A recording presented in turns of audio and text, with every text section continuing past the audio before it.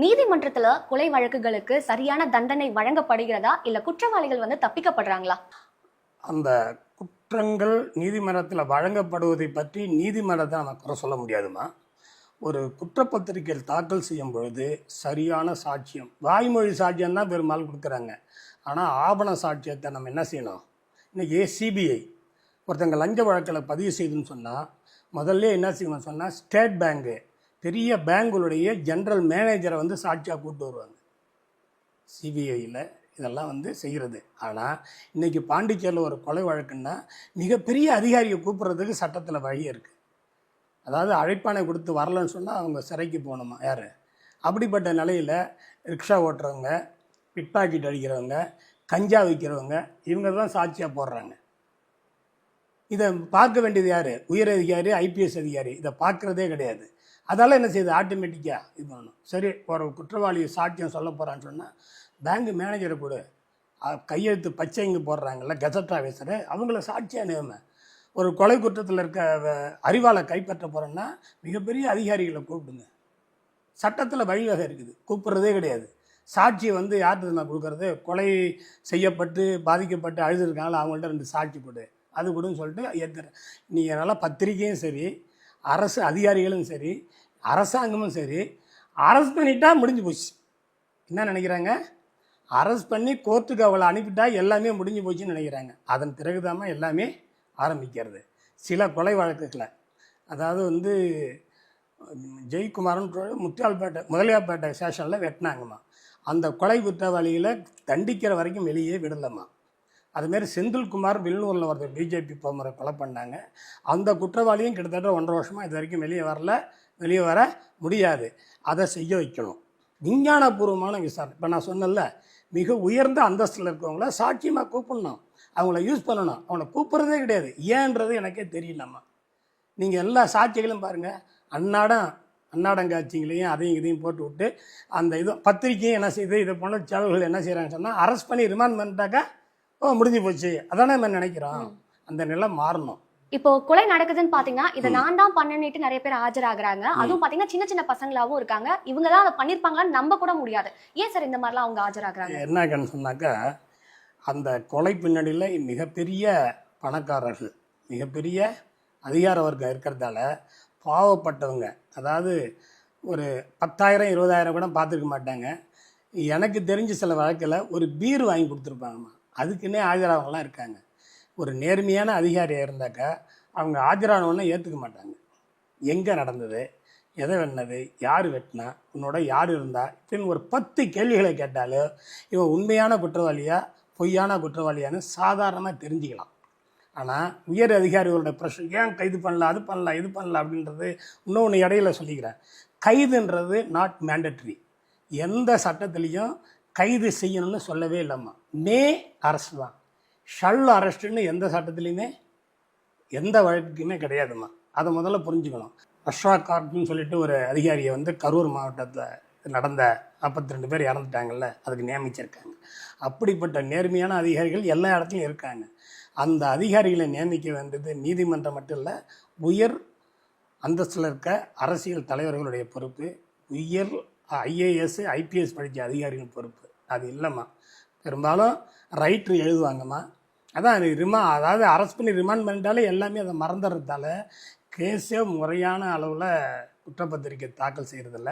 அதை வச்சு தாம்மா நீதிமன்றம் நடவடிக்கை எடுக்குது. நீதிமன்றத்தை குறை சொல்லி நம்ம பிரயோஜனம் கிடையாது. அந்த விசாரணை அதிகாரியினுடைய திறமை தாம்மா. இவங்களெல்லாம் விசாரிக்கிறதுக்கு தானே சார் உளவுத்துறை இருக்காங்க. உளவுத்துறைக்குன்றது என்னன்னு சொன்னாக்கா ஸ்பெஷல் பிரான்ச்சுன்னு சொல்லுவாங்க உளவுத்துறையை. என்ன நடக்க போகுதுன்னு சொல்கிறது உளவுத்துறையோட வேலை. இன்னும் நடக்க போகுதுன்னு கண்டுபிடிக்கணும், அதுதான். ஆனால் துரதிருஷ்டவசமாக புதுச்சேரியுடைய ஸ்பெஷல் பிரான்ச்சு, சைபர் செல்லு, சிபிசிஐடி இதெல்லாம் ஸ்கில்டு மிக பிறந்த அறிவாளிகள், மிக சிறந்த சாதனை படைத்தவர் தான் போடணும். இப்போ நடக்கிற நிலைமை என்னதுன்னா, ஏழாதவங்க, ரிட்டையர்ட் ஆக போகிறவங்க, எனக்கு லாண்டாலாம் வேணலன்னு சொல்லி போகிறவங்க, இப்படிப்பட்ட திறமையற்றவர்கள் தான் அங்கே போடுறாங்க. அப்போ அவங்களால என்ன செய்கிறாங்கன்னா சும்மா ஏனோதானும் வேலை செய்கிறாங்க. அவங்க முதல்ல உளவுத்துறையை ஸ்பெஷல் பிரான்ச்சில் மிக திறமையான நான் எஸ்ஐ, இன்ஸ்பெக்டரு, இவங்கெல்லாம் போட வேண்டியது அது. ஆனால் என்ன காரணத்தோ தெரியல, தலைகீழ இருக்குமா புதுச்சேரியில். அப்போ உளவுத்துறையில இருக்கக்கூடிய அதிகாரிகள் சரியா செயல்பட்டா இதெல்லாம் நடக்கிறது குறைவா இருக்கும். அதாவது அவங்களே முன்னாடியே சொல்கிறதுக்கு வேண்டிய திறமை இருக்குமா அவங்கள்ட்ட. என்ன நடக்க போகுது, டிசாஸ்டர் நடக்க போகுது அப்படின்னு சொன்னால் சொல்லலாம். இந்தமாரி கரூரில் இதுமாரி நடக்க போகுது அப்படின்னு சொல்கிறதுக்கு சொல்லியிருக்காங்க. இதுமாரி நடக்க போகுது, நீங்கள் என்ன செய்கிறீங்க, அங்கே இருந்தே பேசுங்க, லைட் ஆஃப் இதெல்லாம் சொல்கிறாங்க. சொல்கிறத கேட்க வைக்கணும். இந்த இப்போ நீதிமன்றம் சரியான லெவலில் போயிட்டுருக்கு. அதேமாரிலாம் நடந்துச்சுன்னு சொன்னாக்கா இது இருக்கும். இப்போ நீங்கள் பார்த்தீங்கன்னு சொன்னால் நாலேஜ்டு பெர்சனே பெரும்பாலும் இந்த சைபர் செல்லில் ஸ்பெஷல் பிரான்ச்சில் இதெல்லாம் இல்லைம்மா. காரணம் போலீஸ் எஸ்டாப்ளிஷ்மெண்ட் போர்டு தாம்மா காரணம். அந்த போலீஸ் எஸ்டாப்ளிஷ்மெண்ட் அந்த ஆட்டி வைக்கிற ஆட்சி அதிகாரத்தில் உள்ள முக்கிய நபர்கள் மக்கள் மீது இந்த சிறப்பாக இருக்கணும், இந்த ஸ்பெஷல் பிரான்ச்சு, இந்த காவல்துறை சிறப்பாக நேர்மையாக செயல்படுன்ற எண்ணத்தோடு இருந்தாங்கன்னு சொன்னால் நிச்சயமாக நம்முடைய பொதுமக்களுக்கு மகிழ்ச்சியான எதிர்காலம் இருக்கும். ஓகே சார், இப்போ புதுச்சேரியில நடக்கக்கூடிய கொலைகளா இருக்கட்டும், ரவுடிசமா இருக்கட்டும், இதுக்கெல்லாம் யார் காரணம்னு நீங்க நினைக்கிறீங்க? நிச்சயமாமா இளைஞர்கள். ஒரு பக்கம் மிகப்பெரிய பணம் இருக்குது ஒருத்தர்கிட்ட பார்த்தா வேலை இல்லை, சாப்பாட்டுக்கு வழி இல்லை. அவன் ஏதாவது அவனுக்கு ஒரு சந்தோஷம் கிடைக்குன்னு சொல்லி கொஞ்சம் காசு கொடுத்தா போகிறோமா. அவனுக்கு எந்த விதமான வாய்ப்பும் இல்லை. கிட்டத்தட்ட ஒரு 20-30 வருஷத்துக்கு முந்தி இல்லாமல் ஒருத்தங்க தவறு செஞ்சிட்டாங்க, வழக்கில் நீதிமன்றத்துக்கு போயிட்டு வெளியில் வராங்கன்னு வச்சுக்கம்மா, அவனுக்கு குறைச்சலாம் ஒரு ரிக்ஷா வாங்கி கொடுப்பாங்கம்மா. அவன் தொழில் பண்ணுறதுக்கு வழி செஞ்சு கொடுப்பாங்க. இப்போ போக போக உள்ள ஜெயிலேருந்து வந்துட்டாக்கா மேலும் மேலும் குற்றச்செயல் செய்கிற அவங்க திருந்ததுக்கே வழி இல்லாத அளவுக்குமா அவங்கள போட்டு டார்ச்சர் பண்ணுறதால தொடர் குற்றவாளியாக பெரிய குற்றவாளியாக மாறிடுறாங்க, கொலை செய்யப்படுறாங்க. இல்லாட்டினா தொடர்ந்து 50 கேஸு 40 கேஸுன்னு குற்றவாளியாக மாறுறதுக்கு இந்த அரசும் இந்த காவல்துறையும் கிரிமினாலஜி, அதாவது குற்றத்தை எப்படி தடுக்கிறது, குற்றவாளிகள் உருவாவதை எப்படி தடுக்கிறது, ஆரம்ப கட்ட குற்றவாளிகள் அவர்களை எப்படி திருத்துறது, இதெல்லாம் பார்க்குறதே கிடையாதுமா. இதெல்லாம் பார்க்குற ஒரு தொலைநோக்கு பார்வைகளுக்கெல்லாம் வந்தால் தாம்மா முடியும். நம்மளுடைய பாண்டிச்சேரியில் பார்த்தீங்கன்னா குற்றங்கள் அதிகமாக நடந்துட்டு இருக்கு. டெய்லி கொலைகள், டெய்லி ரவுடிசம் இந்த மாதிரி நடந்துட்டு இருக்கு. நம்மளுடைய முதலமைச்சர் என்ன பண்ணிட்டு இருக்காரு? பொதுவாக நீங்கள் நினைக்கிற மாதிரி மற்ற மாநிலத்தை ஒப்பும்போது நம்மளுடைய மாநிலம் மிகப்பெரிய குற்றங்கள் நடக்கிறதாக எனக்கு தெரிஞ்ச வரைக்கும் இல்லைம்மா. கொலைகள் நடக்கிறது உண்மை, அந்த கொலைகள் ரெவடிக்குள்ளே ரெவடி நடக்குது. ஆனால் நிச்சயமாக முதலமைச்சர் என்ற முறையில் இதை தடுக்க அவரால் முடியும். ஆனால் அவர் அதுக்கான முழு முயற்சி எடுக்கவில்லை என்பது தான் பொதுமக்களின் குற்றச்சாட்டு, என்னுடைய குற்றச்சாட்டு.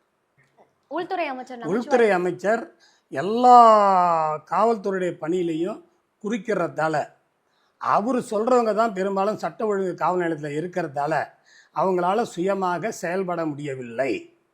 அவர்கள் சுயமாக செயல்படாதாலையும் போலீஸ் எஸ்டாப்ளிஷ்மெண்ட் அது சரியான நபர்களை நியமித்து சட்ட ஒழுங்கு பிரிவில் போடுறதுக்கு இடைஞ்சலாக இருக்கிறதால தான்மா இந்த சட்ட ஒழுங்கு பிரிவு மிக மிக மோசமான காரணத்துக்கு நமது உள்துறை அமைச்சர் நமச்சிவாயம் அவர்களுடைய செயல்பாடு காவல்துறையில் சரியாக இல்லை. இப்போ இதனால பொதுமக்கள் தானே சார் பாதிக்கப்படுறாங்க. பொதுமக்கள் பாதிக்கப்படும் போது நமக்கு தான் ஒரு விரல் பரீட்சை இருக்குது. அதே மாதிரி பாராளுமன்ற எலெக்ஷன்லேயும் காட்டினாங்க, இவரை 1,36,300 ஓட்டில் தோற்கடிச்சாங்கன்றது அதுதான். தோற்கடிச்சிருக்கும்போது மாறல. பெரும்பாலும் வர்றவங்க எல்லாமே அனைத்து அதிகாரிகளுமே எல்லா துறையில் இருக்கவங்க நம்ம சொன்னால் கேட்கணும். அது சரியாக சட்டத்தைப்படி தப்பான்றதெல்லாம் முக்கியம் இல்லை. அப்படின்ற மனநிலையில் இருக்கும்போது மக்கள் சரியான ஆட்களை தேர்ந்தெடுக்கணும்.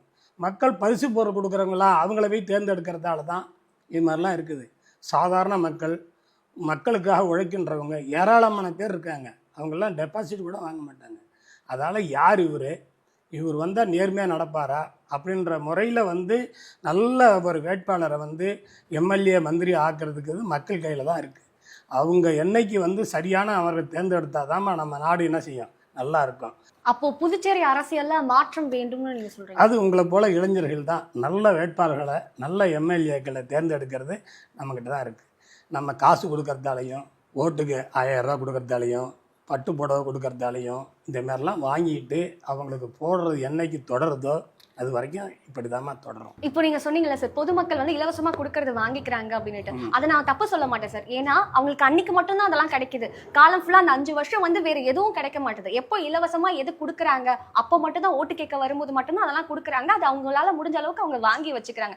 அதை தாண்டி என்ன ஆச்சு, உங்களுக்கு உடம்புக்கு என்ன ஆச்சு, ஒரு தொகுதியிலையும் ஒவ்வொரு பிரச்சனை கூட பார்க்க வர மாட்டாங்க.